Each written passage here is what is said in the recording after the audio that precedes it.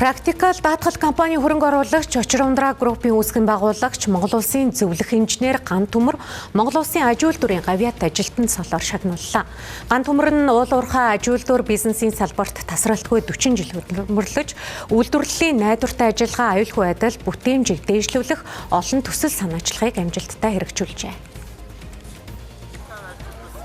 Тэрээр 2000 онд Очир ундраа компани, 2001 онд Мэра компани, 2003 онд Practical даатгал компаниудыг үүсгэн байгуулж, уул уурхай, үйлдвэрлэл, банк санхүү, хөрөнгө оруулалт, даатгалын салбарт үнц нь бүтээсэн олон төсөл санаачлагыг тууштай хэрэгжүүлэн ажиллажээ.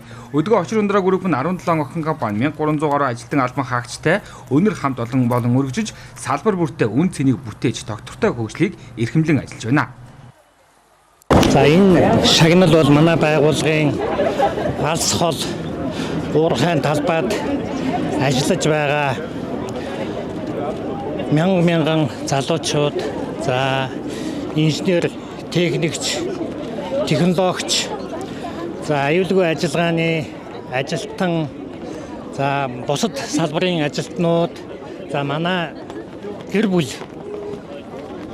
бүлийн гишүүдийн маань одоо олон жилийн хичээл зүтгэл, итгэл үнэмшил, урам зориг, тэгээд олон одоо зан чанаруудыг агуулсан, за үүнд одоо Сахилга бат хариуцлагын одоо үнэлгээний илрэл гэж одоо би ингэж хүлээж авч байна. Тэгээд хамт олондоо маш их баярлалаа. Та бүхэндээ би бахархаж байна.